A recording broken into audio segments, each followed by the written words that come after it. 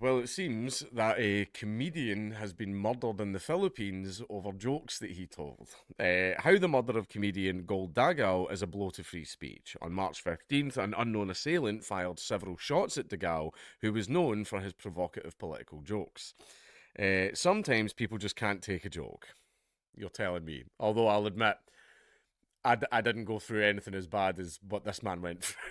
To be completely fair, on March 15th, during his stand-up comedy performance at Mayari Restaurant in Pampanga, comedian Gold Dagal was approached by an unidentified assailant from the audience and shot multiple times. Although the comedian was rushed to Angeles University Foundation Medical Center, he passed away 9 hours later.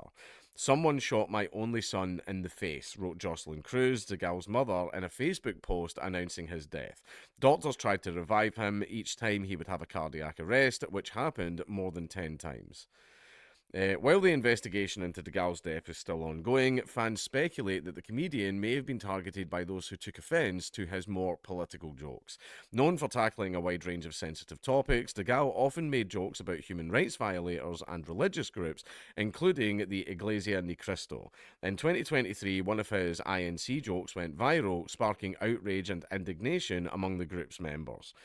So basically, Philippines, this is the same place where I believe the Philippines was the same place where people were getting murdered for singing My Way badly at karaoke. I believe it was the Philippines. I'll need to double check that. That's probably a topic for a video, by the way, the My Way murders, as they became known as. So, people are a little bit passionate over public performances there. So, being a comedian there is rather brave, especially if they're just going to walk up to you when you're on stage and shoot you in the face. The joke itself starts simple enough. The gal opens by talking about his INC girlfriend and takes aim at the number of air conditioners in an INC church as an indicator of the group's wealth. But then the gal enters raunchier territory, quipping that the gaze of a poster with INC Minister Eduardo Manalo makes it difficult for the comedian to masturbate. The gal ends his bit by joking about using the INC honorific kapatid in the bedroom with his girlfriend. Sarap mo kapatid. I don't get it, but I bet in the Philippines it's a banger. In the video, the joke seems to go over well with the gal's audience. However, online comments on reposted versions of the video reveal that some Filipinos were less than pleased with the gal's INC remarks. The Pat Casi Rumispeto, but I don't know what that means, wrote one YouTube user, but I don't know what any of these mean. I don't know what any of this means. I'm actually on Rolling Stone Philippines. I'm not on the official Rolling Stone website. It's Rolling Stone Philippines that I'm on.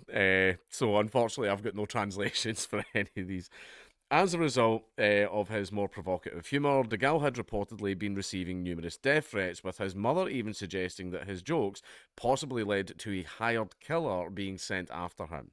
I know those offended with his jokes during one of his stints in his stand-up comedy shows had planned to end his life, like how they constantly threatened, wrote Cruz.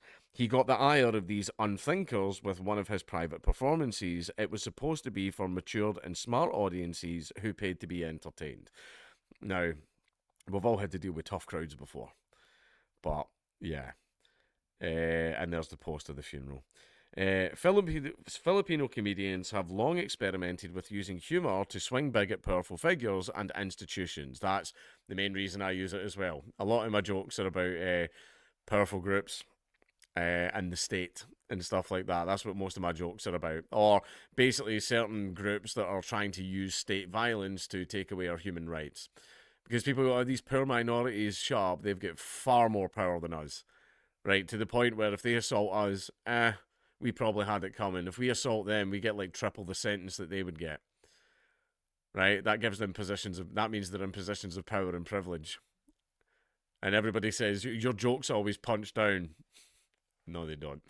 Actor and comic John Santos, for example, has built a career out of impersonating politicians such as former President Joseph Erap Estrada, former President Gloria Macapagal Arroyo, and late former Senator Miriam Santiago. I don't know what any of that means. Santos joked at the start of his 2019 satirical live act.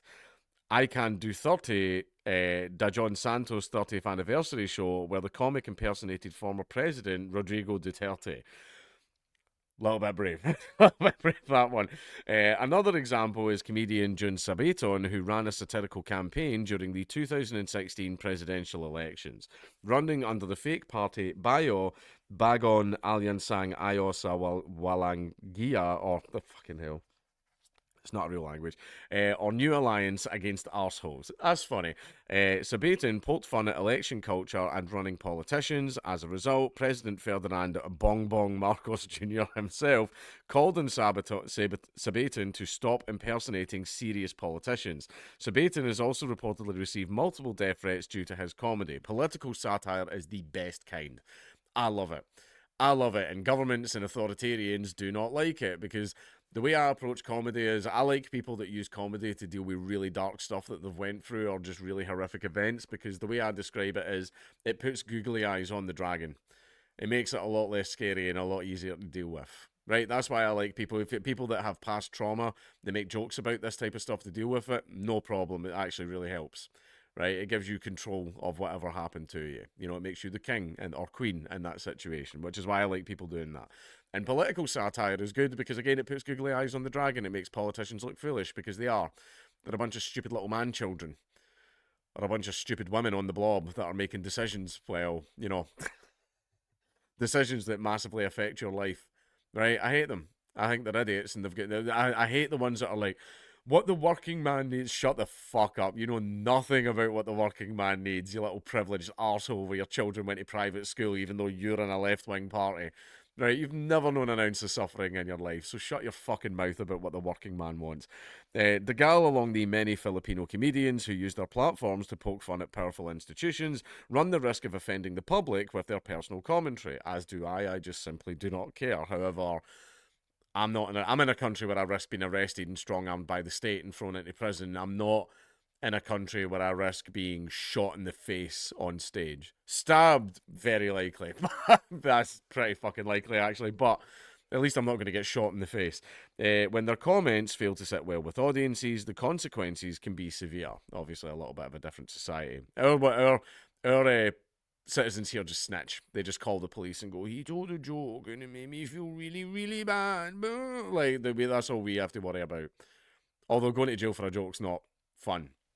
Speaking from experience, the Philippines' relationship with freedom of speech is complex and conflicted. Complex. We've seen a lot of that word. It's complex. You just don't understand it. It's complex. And a non-government organisation, Human Rights Watch's 2025 World Report, the Philippines remains one of the deadliest countries in the world for those exercising their right to free expression, particularly journalists.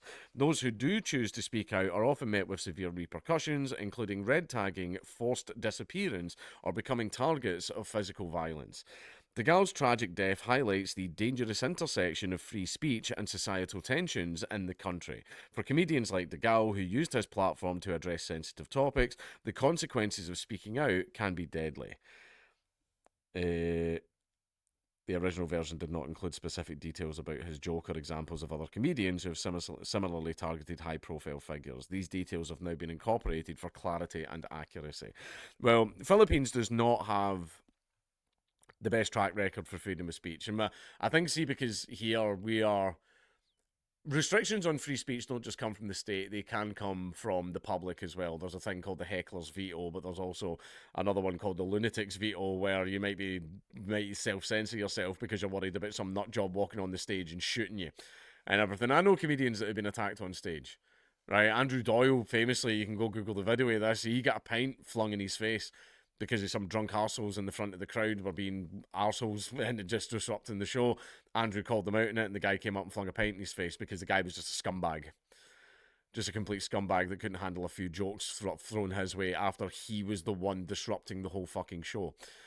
But yeah, that's kind of the most that we have to worry about, but we mostly need to worry about our citizens snitching on you to the police, and then the police are what you have to worry about, whereas in the Philippines, you have to worry about the government and also nutters from the public that are just going to come up and shoot you in the face on stage. But this is absolutely disgusting. And basically, anyone that wants a comedian murdered because they can't handle a joke, that is the weakest person on earth. That's not a man. That's not a man. That is a child in an adult's body. His joke upset me so much that I want him dead. Like, what a loser. You're one of see if that is your see if that's your port of call. Just because a joke happened that you don't like, then you are one of the biggest losers on the entire planet.